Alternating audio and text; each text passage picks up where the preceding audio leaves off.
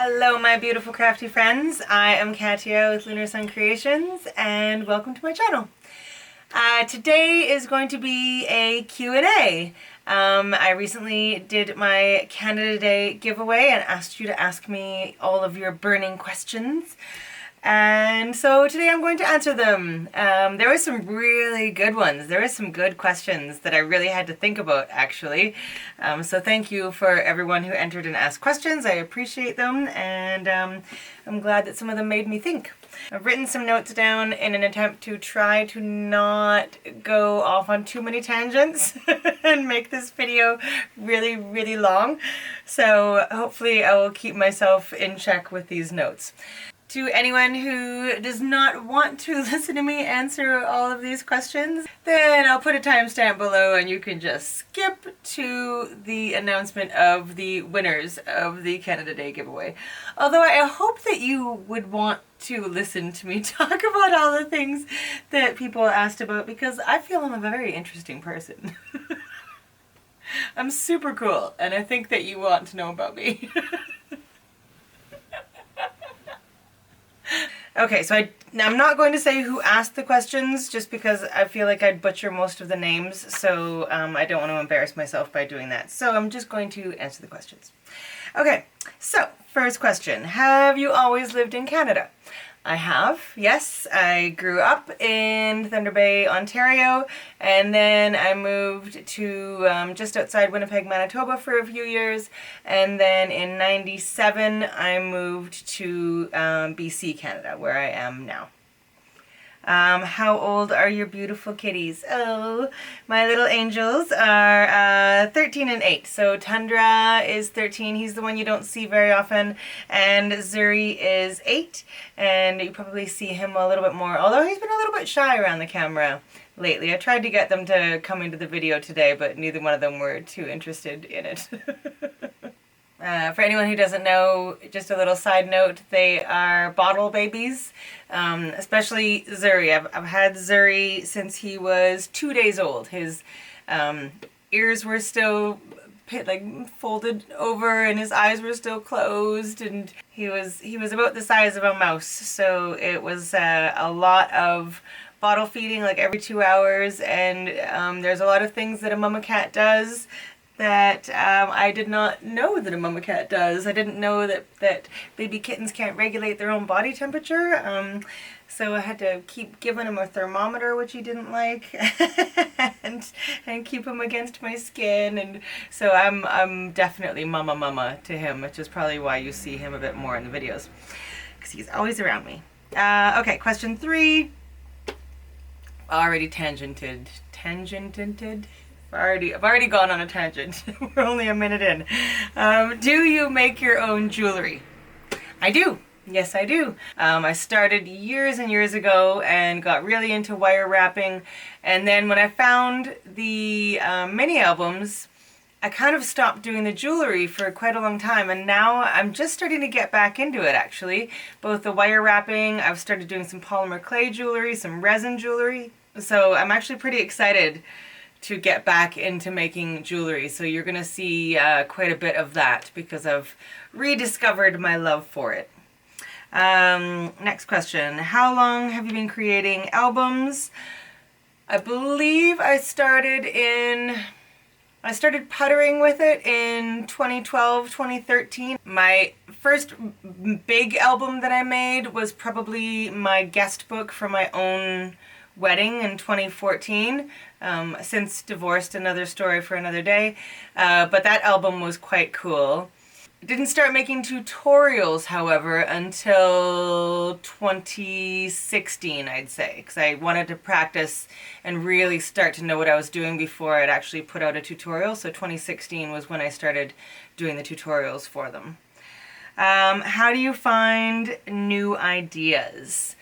I got this question in various forms quite a few times. So my ideas come from all over the place. I have a massive collection of children's pop-up books that I dissect, so that's a big one. Surprisingly, my boyfriend's video games have a lot of really interesting things that I try to put into a 2D layout. Like I see something on his video game, you know how there's, you know, places you have to do one thing and that opens another thing, and then you go through that thing. And anyway, if you're familiar with like puzzle games on video games, that's quite inspirational for me. They're really quite cool. So I try to translate that into paper, which ends up being totally different from what the video game looks like. But anyway, that's kind of where the idea comes from. And then I'm inspired by others as well. Like often I'll see like a new kind of pop-up card or something like that, and I'll figure out a different way to incorporate it into another element of an album. Yeah, so there's a few of the ways that I get ideas. What is your favorite color? I don't have a specific favorite color. I would say, if someone asks me, I usually say peacock, because anything that is purple, teal, blue, green, anything in the peacock realm, I would say is my favorite color. I don't have a very specific favorite color, but I would say peacock is probably my favorite color if I had to say one. Okay, do you live on Vancouver Island or the mainland? Neither, actually. I live on a place called the Sunshine Coast. And it is not an island. You have to take a ferry to get here from Vancouver. But it is attached to the mainland via like a mountain range that is impassable. So you have to take a ferry to get here. And it's a beautiful, beautiful place. What other crafts do you do besides the albums? Oh my gosh, there is so many. Let's see, I do a lot of... You've seen me do a lot of different kinds of background things. I work in alcohol inks. I use the gel plate. I love polymer clay, the jewelry. I've just gotten into doing some resin. I love acrylic pouring, although I'm not incredibly good at it yet, but I'm working on it. Card making. So Zen Doodle is another one that I've been playing with lately. How long did it take you to make your Etsy shop? So I'm not sure if you mean how long did it take to physically set it up. In that case, it wasn't very long. Etsy is pretty straightforward in setting up a shop. But I created my Etsy shop in 2016, and in order to be a successful Etsy seller, you have to be working on your Etsy shop quite a bit. I need to be working on it quite a bit more. I mean, I've done okay on Etsy, but I definitely need to amp up my game in the future to make it more successful. You really have to like be in there and working on it and playing with keywords and playing with titles and SEO and adding new listings and trying to, you know, make Etsy understand that you're taking this seriously. You know, you can't just open a shop, put a couple things in, and then just walk away forever and hope that it does well. It's not going to work out for you very well. You do have to work at it. You have to put in some time and effort, and yeah. Okay, so this was a burning question apparently. Is it possible to change the scale of an album, and if so, how? Okay, so there's a couple layers to this question. If an album is fairly simple, some of the easy ones that I have out there on my channel can definitely be scaled, especially if it's a square. A square is really easy to scale.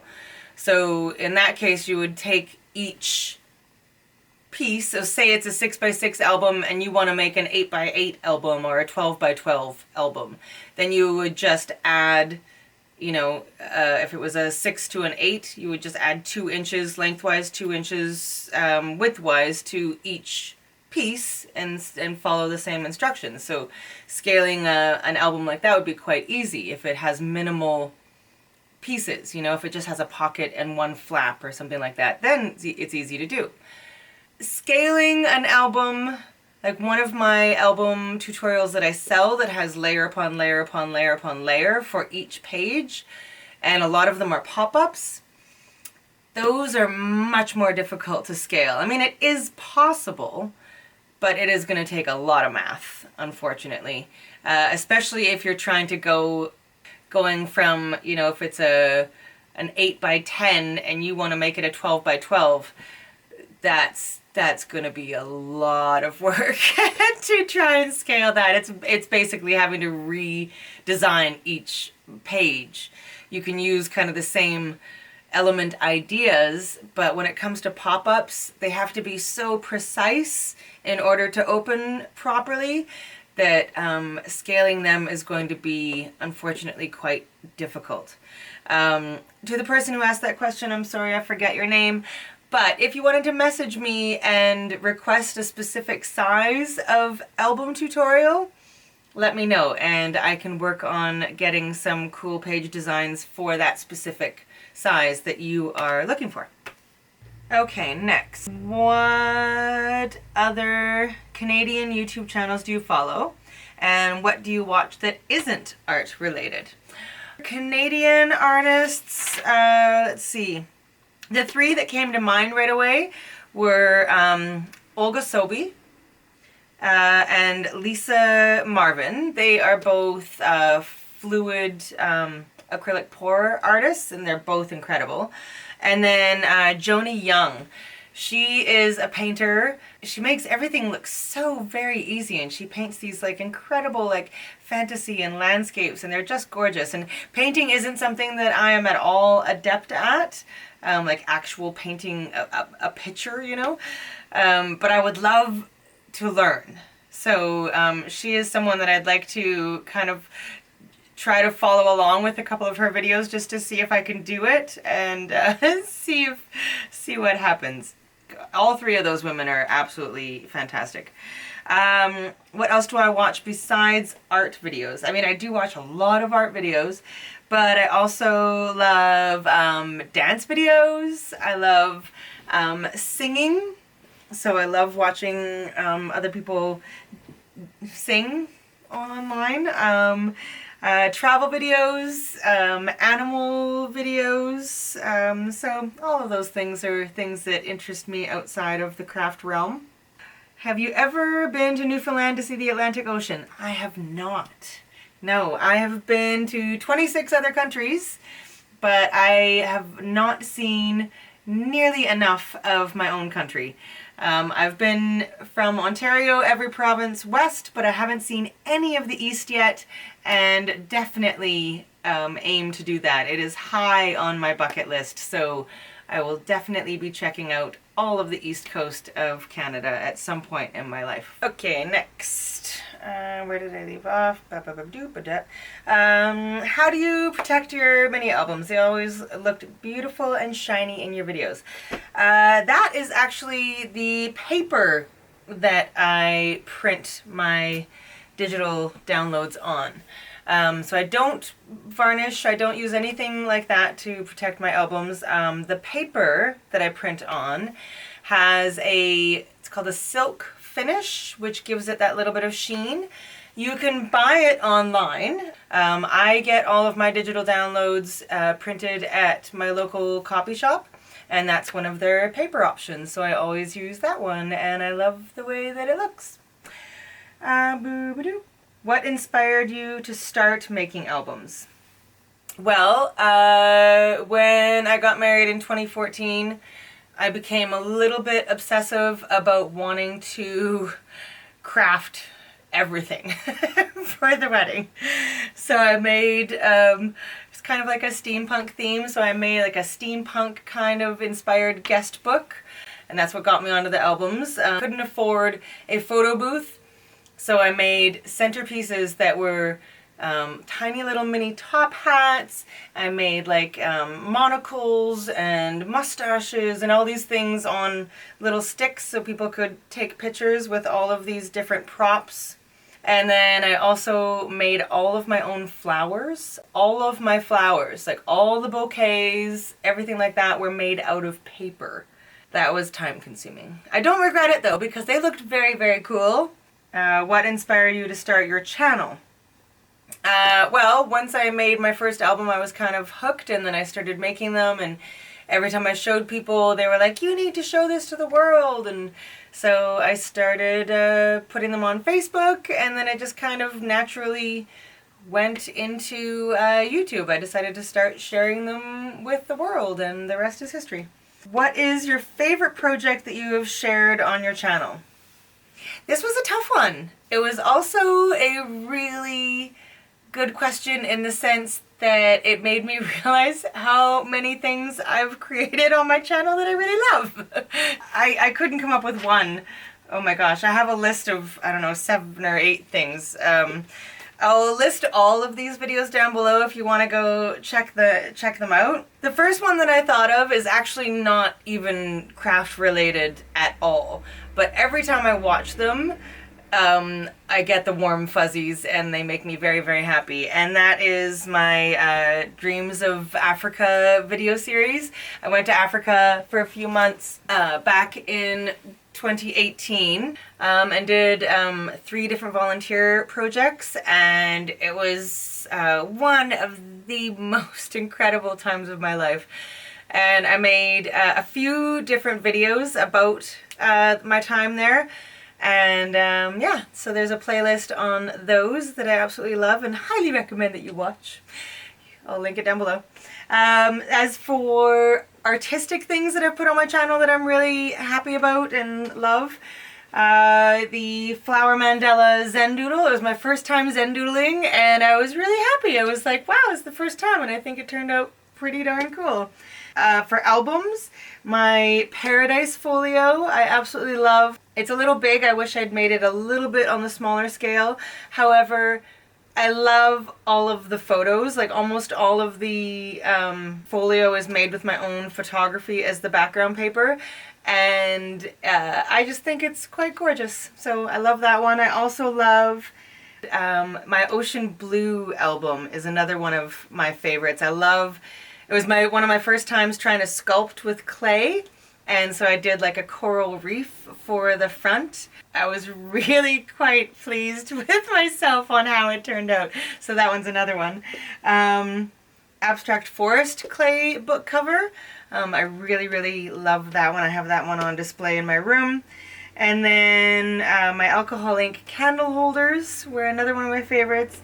And cards in the card realm.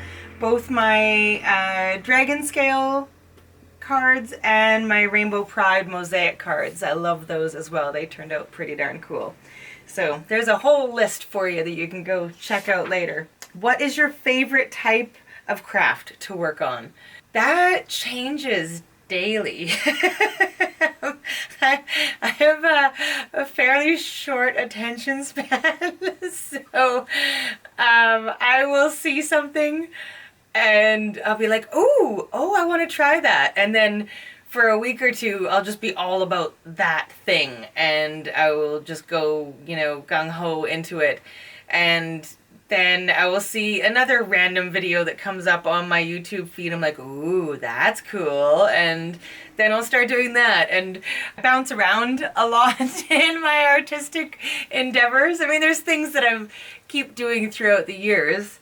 But, I mean, even the albums, I've gotten a little bit away from the albums. I'm not doing them quite as much as I was. I'm starting to do some new things and explore some other ideas. But, yeah, honestly, that changes constantly. Right now, it's polymer clay. I've gotten really into polymer clay lately, so you might see a few videos coming up. I'm still learning. You'll probably see me learn along the way. What are some unique techniques or styles that you incorporate into your artwork? I have done so many different things over the years. I'm trying to think of a very specific example. I mean, I like to take a few different ideas and see if I can mesh them together, you know, like combining acrylic ink pouring with Zen Doodle, you know, like I've done that a couple times and I think that looks really, really cool. Or combining, you know, watercolor and embossing. Or I think I kind of feel like I'm still trying to find my own style. I feel like I've got my own style when it comes to the interactive albums. I think I've kind of developed my own style there. But in many of the other art mediums, because I'm still learning a lot of them, I don't feel like I've completely found my style in them yet. So it's a constant process of, you know, trying to meld things together and see what works and what does not. I hope that answers that question. What would you recommend as some of the essential art supplies that every artist should have? Well, I mean, that will vary greatly depending on what kind of artist you are. As a paper artist, I would say that the necessary tools would be a good scoring board and scoring tool and bone folder, and a really good paper trimmer with really sharp blades. Those are like the main components you want for a paper crafter. But then as in card making, I would say that my stamp positioner, my MISTI, is probably my most used tool. And I think the MISTI is so amazing because there's so many times where I'm trying to stamp on something that might not be entirely smooth. So I'm going to have to stamp it 3 or 4 times, and the MISTI is invaluable when it comes to that. And that way you can just keep stamping and stamping and stamping. You'll get it in the perfect place every single time. A silicone mat is a huge one for me. I do so many messy kinds of crafts and everything will just peel right off that silicone mat, like whether it be paint or resin or clay or whatever you're working with. It just won't stick. Okay, so if you are a painter, then, I mean, your brushes and paint and gesso would probably be your best friends. Really good canvases. And then if you're a card maker, the scoreboard and the trimmer would definitely come in handy. But I find a gel plate and stencils, ink pads, ink refills, having really good both dye and pigment inks. Those are all awesome things. And I think because I flip back and forth between different kinds of art mediums, that question I actually found a little bit difficult to answer because I feel like I need all the supplies. I feel like shopping for supplies is just as much of an art form as the creation and using of the supplies. Next question. Have you ever experienced a creative block, and if so, how did you overcome it? Oh my lord. Yep. Creative blocks happen all the time. That's one of the reasons why I created my project picker. If you haven't seen the video on that, I'll link that down below. Because I was struggling with ideas, so I created the project picker, and it's basically a whole bunch of different art mediums and then a whole bunch of different ways to use them. So you would roll a die or just randomly choose a number and go to that number, and you know, like, I can't remember what the numbers are, but say number 12 is acrylic paint, and then it'll give you 20 different things you can do with acrylic paint, and then you'd roll a number again and do that thing with it. And sometimes I would do this 2 or 3 times to get a couple different mediums to try to put together, and sometimes you get some really random combinations of things. So that is one way. You can download that for free, by the way, that whole project picker. I think it's, I don't know, about 30 pages or so. And you can download it for free. I'll put that link down below as well. Another way is to create backgrounds. That's one of, because creating backgrounds are so abstract that you can use almost anything to create them. And I find that once I just start into that mode, then I get ideas as I'm creating. Yeah, and just don't give up. Just keep going. I mean, not everything is going to be a masterpiece, but as long as you don't give up and you just keep trying, then something is going to spark those creative juices, and then you'll just, you know, roll with it. Next. What is the one art project that you found particularly challenging, and how did you work through it? There was one thing that comes to mind immediately. It was the cover for an Easy 6x6 album, using the Ciao Bella Sounds of Winter collection.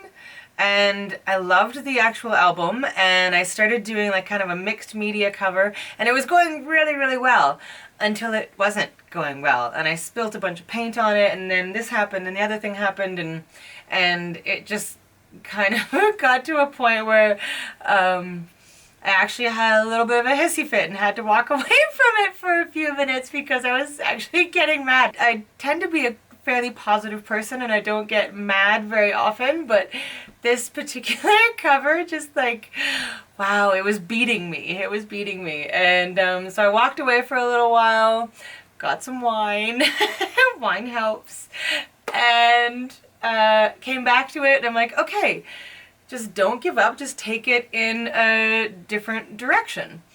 And so I did, and it ended up turning out pretty good, but yeah, I feel like walking away sometimes needs to happen. And then when you come back, you sometimes see it with fresh eyes, and a lot of my mistakes actually turn into really cool things, because when you screw something up, then you have to find a way to fix it. So sometimes the fixes become really creative, and then you can kind of expand on that creative thing that you just discovered and turn it into something else that isn't a mistake and just use it on its own. So that's that. Don't give up is the main point that I'm trying to make on that one. Are there any specific art styles or techniques that you are currently learning or want to explore in the future? Heck yes, there is. Quite a few. So as I said earlier, polymer clay is one that I've been playing with lately. Also some resin art. I would like to start doing some like resin geodes. I tried once. It's actually not finished yet. I'm only part way through it. But so resin geodes, I'd like to make some coasters and do some other resin jewelry. I'd really like to work more with acrylic pouring, because I still have not got that down yet, and I'd like to kind of perfect that. And also, I'm so inspired by Joni Young, and I would really like to try actually painting, you know, like actually making a painting that isn't an abstract, that actually looks like a scene. I've never done that, and I would like to try. So that is definitely on my list. So those things, yes. How do you incorporate experimentation and embracing mistakes into your artistic process? Well, I touched on that just a minute ago. Like I said, a lot of my mistakes end up kind of turning into other art forms that I try again later. I'm constantly incorporating experimentation though, especially in my backgrounds. That's part of why I love doing backgrounds so much, is because they are you're so free to experiment. I just like pull out a whole bunch of random things and I'm like, okay, you're gonna use these 3 things on this particular background and then these 4 things on the next background, and see what happens, and just play, just like grab, even just close your eyes and just helter-skelter grab a few supplies and then see what you've grabbed and try and make a background out of it and see what happens. One more note on embracing your mistakes. You're never going to learn anything without making mistakes. That's how you learn. So embrace your mistakes and learn from them and try something new the next time. There is a song by Shakira called Try Everything. It's from the Zootopia soundtrack. I highly recommend you listen to it. That one I have on many different playlists because it's a really good one. The lyrics are so perfect for this question. I'll link that one down below as well. There's going to be a lot of links down below, so check them out. Okay, so the next question. What advice would you give to artists who struggle with self-doubt or fear of judgment? Strap in. This was a really good question. because I struggle with this quite a bit, actually. I doubt myself every time I start trying something new. I have this switch in my brain that I can't seem to shut off that tells me that every new thing that I try should be perfect right off the bat. That's not the way it works. It's just not. And then I get all disappointed when what I've created is not perfection. It doesn't work like that. You have to try and try and try again. There is no one that excels at a craft that has not struggled with it. And you know, it's a learning process. You have to keep going. You have to practice and not be so hard on yourself. We as humans are definitely our own worst critics. And I think one of the big things that people do is that they compare themselves to others. And you cannot, start something new and then compare yourself to someone who's been doing it for 20 years. It's just not a viable thing, they've been honing that craft for a very long time and have put in the hours. So don't compare yourself to others. That's one piece of advice for sure. Give yourself time to just enjoy the process. One of the things that I struggle with is I feel the pressure to film everything, and then if I'm filming it, I'm so concentrated on making sure I'm in frame and all those kinds of things that I lose the fun of it sometimes. So I've started trying to do a day once a week where I just play. I don't turn the camera on, I just turn my music on and sing as loud as I can and just play. Just remember why you love art in the first place. And I mean, there is a lot of pressure with putting all of your work online, and there's always going to be someone who is going to say something negative. Luckily, you guys are all amazing, and I don't receive a lot of negative feedback, which I thank you for. But there's always going to be someone who says something, but just don't pay attention to them. Do you like your art? If you like your art, then it doesn't matter what anyone else says. If you love it, then that's fantastic. I think every artist at some point or another goes through at least a small period of self-doubt. And I think my biggest pieces of advice would be to, don't compare yourself to others. Have fun. Remember that you love art, and just to keep loving it. And if you love what you're doing, then that's all that matters. Just don't quit. Don't give up. Just keep plugging away, keep practicing, keep trying. Eventually, you will become proficient at whatever it is that you are trying to do. Love what you do and do what you love. Those are all the things that I tell myself when I am struggling with self-doubt. In the beginning of my YouTube channel, I tended to over-edit everything. I would edit out any tiny little mistake to try and make it look like I knew exactly what I was doing. And I've stopped doing that. I kind of, keep in some of the mistakes because everyone's going to make mistakes and I'm human, so I make them as well quite often. But if you learn from those mistakes, then you are on the right road. All right, couple more questions. How do you balance your creative time between different art mediums that you work with? Time management has always been an issue for me. I work at a restaurant and I also am the manager at the restaurant. So between working 4 or 5 days a week and trying to video things and keep up with all the different social medias and still have time to just create for me, it is definitely a hard balance, but I'm learning. I'm very slowly learning to do it. My goal is to have 1 day a week where I just play. and I just do it for me and don't even show what I've created most of the time. I just you know, create art for art's sake. And I think that's really, really important. That's definitely something that I'm still currently working on.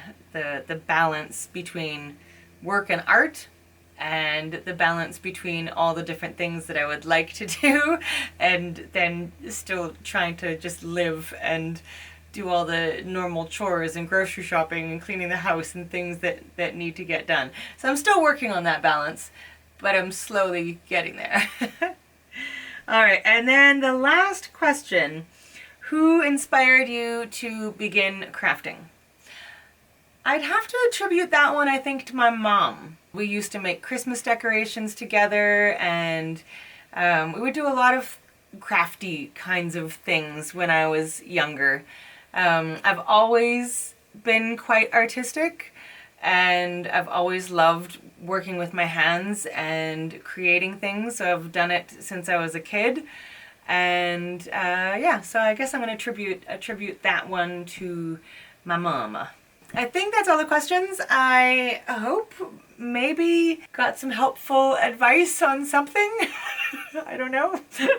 But now we will announce the winners that you have all been waiting for. Woo!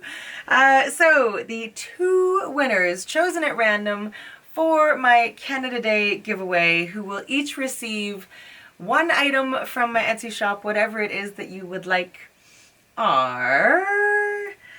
drum roll. The first one is Kayli Lauren.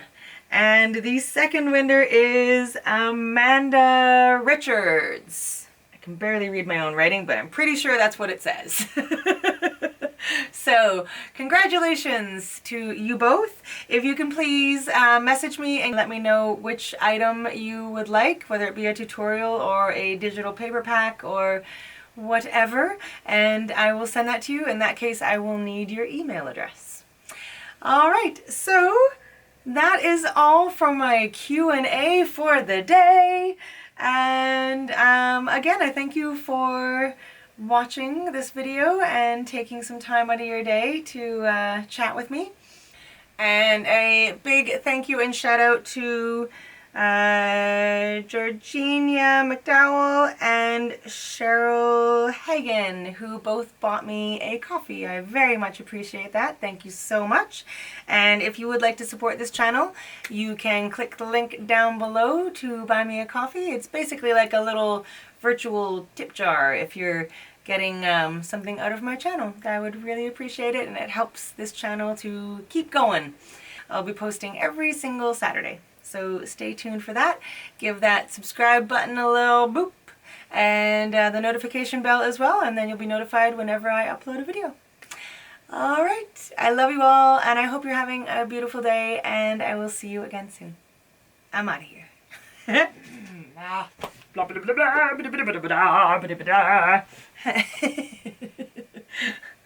It is very hot right here and having a hot flash. So just give me a second.